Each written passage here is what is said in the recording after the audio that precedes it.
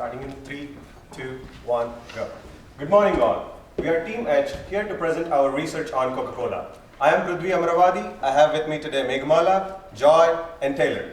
Coca-Cola operates as KO on New York Stock Exchange.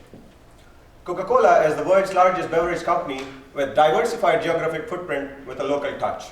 Operating in more than 200 countries, company's market cap reached to 247 billion. And it also sells 10,000 drinks per second, which is really cool. and it's the only company in the world in its industry to have $20 billion brands. Cuba and North Korea are two of those countries in which company doesn't operate today. Coca-Cola also got 4,300 products worldwide. We bring to you a good investment opportunity, a buy recommendation. With the target price of $22 and an upside of 22% at a closing price of $57.60 on the closing day of Feb 26, 2020. So why buy Coca-Cola? That is, we are looking at a company which is strengthening its competitive advantage in a attractive growth-intensive market with new innovation as per consumers' wants, needs, and desires. Buying a Coca-Cola share would be an aha moment, just like their new sparkling water brand line launch in 2020. Coca-Cola operates in over $1 trillion industry. So Coca-Cola uses several key strategies to stand out in this industry, which are their pricing strategies, their portfolio diversification, as well as an asset-light operations model, which allows for a higher return on equity. Some of the biggest competitors of Coke in this industry are Pepsi, Dr. Pepper Snapple, Danone, as well as Unilever. To further stand out in this competitive industry, Coca-Cola relies on their strategic alliances to launch new products, their global distribution network, operational know-how in emerging markets, as well as their #1 recognizable brand strength in the beverage industry. Coca-Cola is an industry leader, ranked #1 in market share, and is focused on continuing strengthening that in their competitive position in this beverage industry. Coca-Cola has over 500 brands in their product portfolio, with 70% of their sales volume coming from the sparkling segment. Coca-Cola is focused on, with over 70% of Coca-Cola's sales volume coming from the sparkling segment, consumers are focused on arriving at healthier choices for them and demanding that of Coca-Cola. To combat this, Coca-Cola has not only launched over 600 products in 2018, 42% which actually met this, healthier options, but have focused a 5-year innovation pipeline along with launching newer, healthier options, showing that they can adapt to industry trends and consumer preference changes. Coca-Cola has great potential to grow in the industry because of the long-term significant growth opportunities. In developing the emerging world, only about 30% of the beverage industry is commercialized, and Coca-Cola is planning to capture that market with new product launches and continuous innovation for overall industry growth and for the market share. We believe Coca-Cola is well positioned for growth by navigating a dynamic and evolving landscape with all the compelling acquisitions, with all the new product launches, and with all the restructuring efforts. In 2017, the company acquired Unilever AIDS, a plant-based beverage in Latin America, to get into the soy-based plant beverages.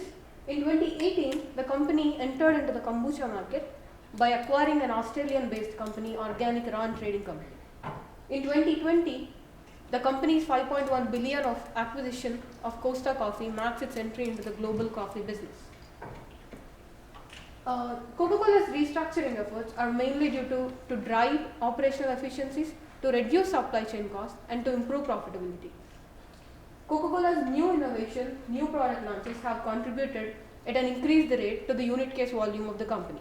Price mix have always been a leading driver of Coca-Cola for organic growth. Coca-Cola's brand strength is legendary, that it allows the company to increase the prices without losing the share in the market. The best example is it raised its prices by decreasing the can size. Now moving on to our financial analysis. As we all know, Coca-Cola Company went through major transformation in the past few years, where from 2015 revenue dropped, but core business revenue increased, always producing positive cash flow. We expect Coca-Cola to see the fruits of its initiatives taken in 2015, and we have estimated revenue to grow at over 7% CAGR starting 2020 to 2025. The company's recent success can be attributed to pricing power, margin-enhancing restructuring benefits, and venturing into new beverage categories. KO is taking action to expand choices by focusing solely on consumer preferences and industry trends, by lifting, shifting, and scaling brands sensibly across the world, and by formulating low-calorie to no-sugar drink, leading to annual cost reduction of 425 tons of sugar. Sustainable packaging initiatives are taken by the company, and this is expected to reduce costs in the future. Also, SG expenses are also expected to decrease by 700 basis points from 32% in 2019 down to 25% gradually. This internal excellence and operational performance is expected to continue as KO rolls out its cost initiative and also open to new business opportunities from recently acquired businesses. The company's operational performance can be highlighted in its 5-year superior average gross margin of over 61% and EBITDA margin of almost 30%.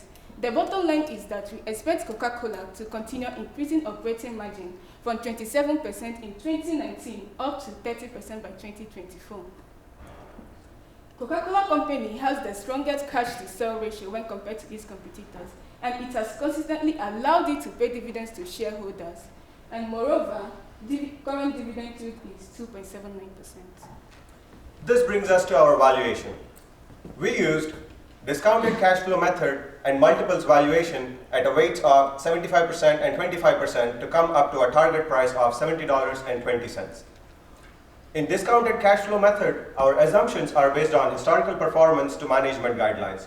We used a WACC of 5.17% to discount cash flows and arrived at a share price of $74.73 with an upside of 30%. For revenues, we calculated sales volumes of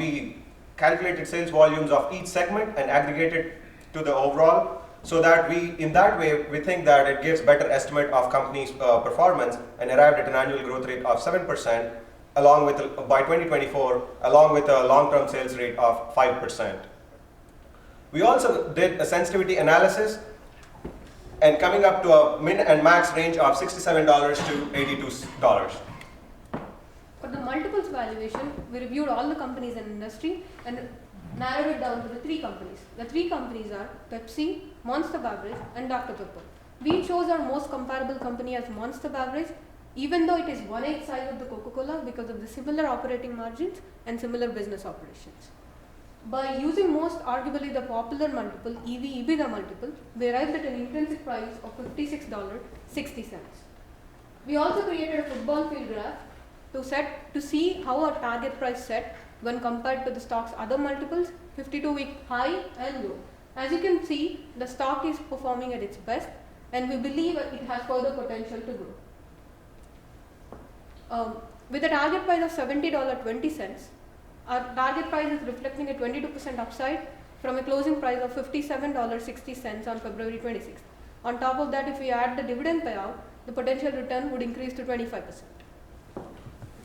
Now to the risk. We believe there are several key risks to Coca-Cola in the both near and long term, which are water stewardship, plastic waste, as well as obesity and product perceptions.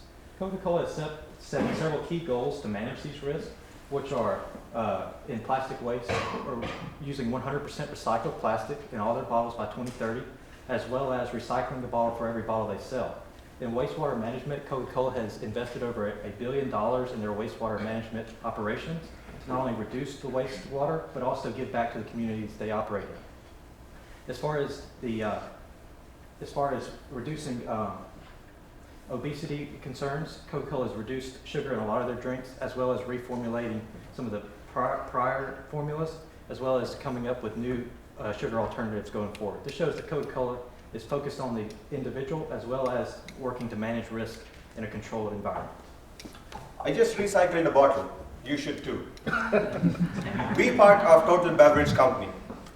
With results exceeding in 2019, getting to with a 9% increase by 2018, and with the company being set for a strong competitive position, growth opportunities, and through new innovation, we strongly hold on our buy recommendation.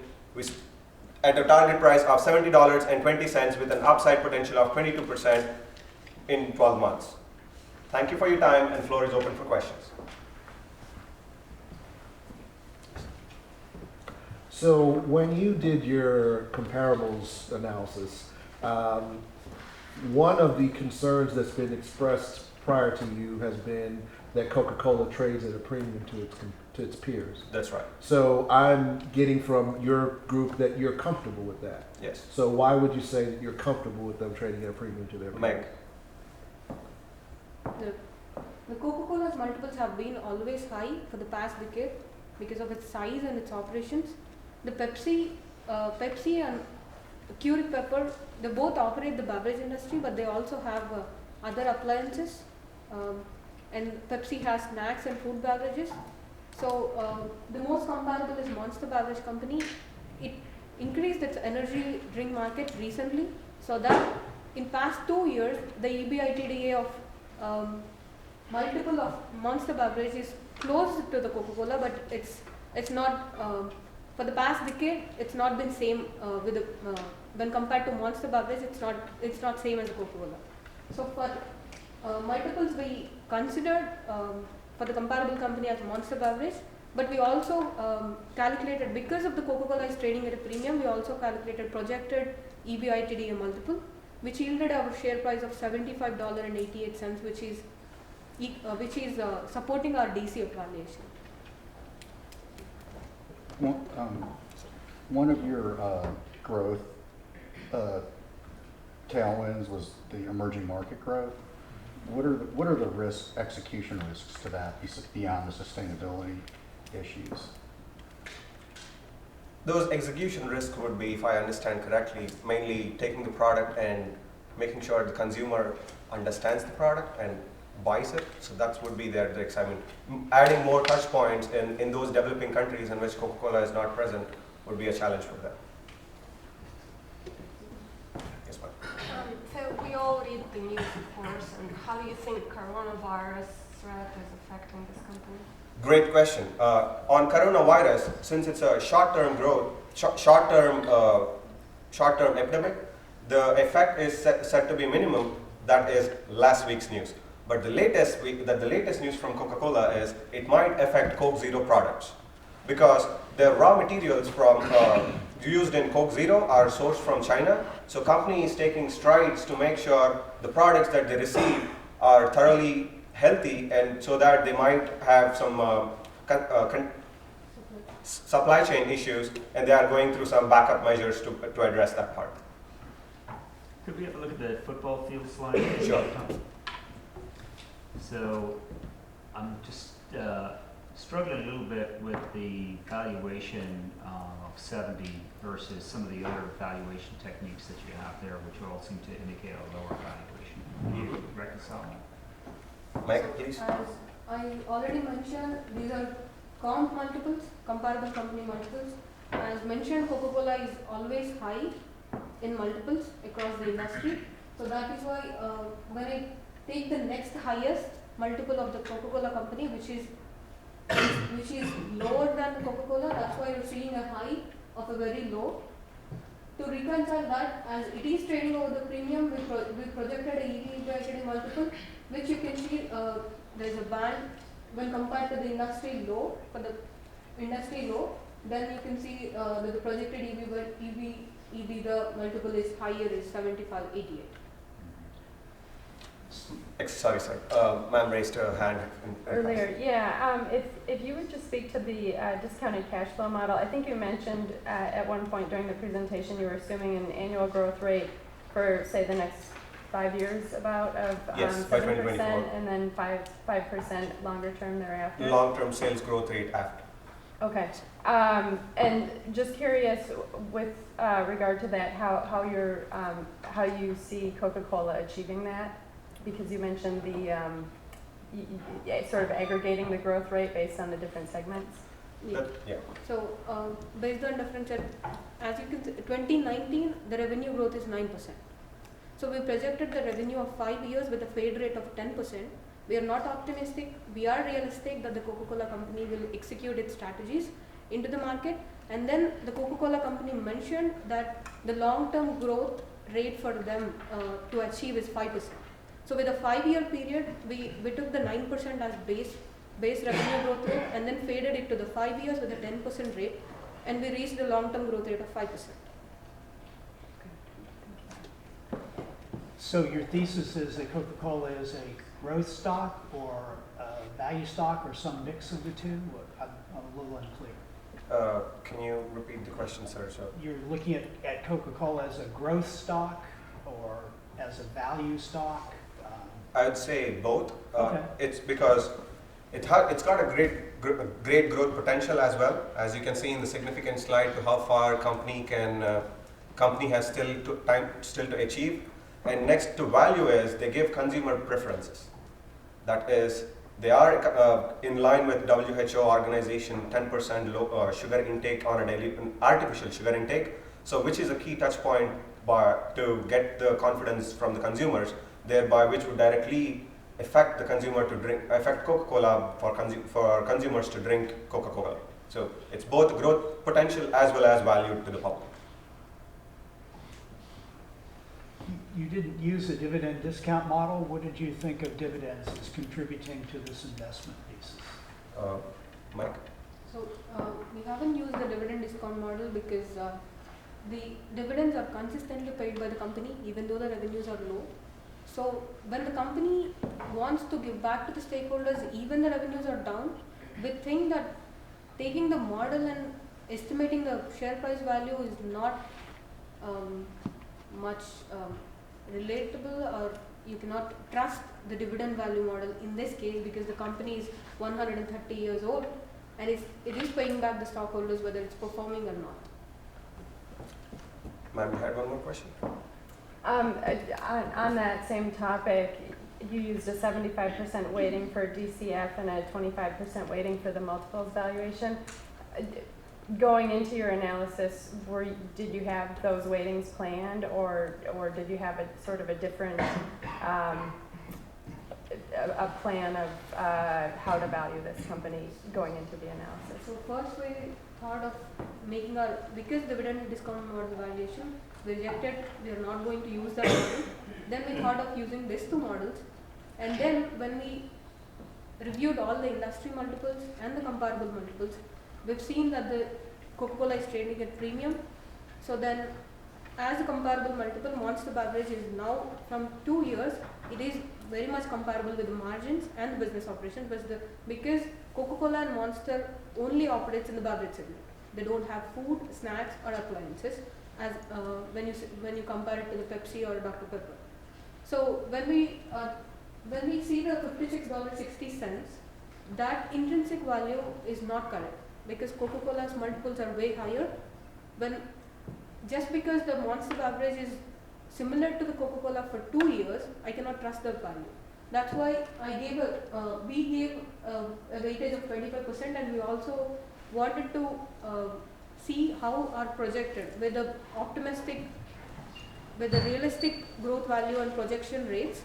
When we calculated the intrinsic value with the projected multiple, we arrived at $75, which is very close to this year.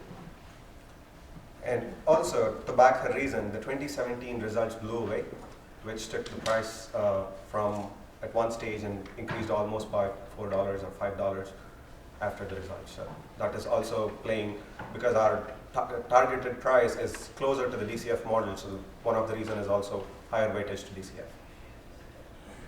Sure. Did you look at the free cash flow yield on the stock versus their competitors? Is that something you looked at? That is a really good thing. Meg just answered about the direct competition being Monster. So Meg, do you have, or Joy, do you have a answer on that one? Cash flows on compared to its Monster. You had a question on the one metric is just one of many is a free cash flow yield, free cash flow divided by the enterprise value. Just wondering if you took that into account. I apologize to say, sir, we haven't, but we can go back and calculate. No, that's right. Yes, I have my laptop. I can pull that number in after that. We can tell it. So, Back to when you, the slide that you had with the comparables, I think it was that one. It was interesting that, no, actually it was, well, that one this was, one is? that one's, no, but anyway, there was one where it showed the gross margins compared to its competitors.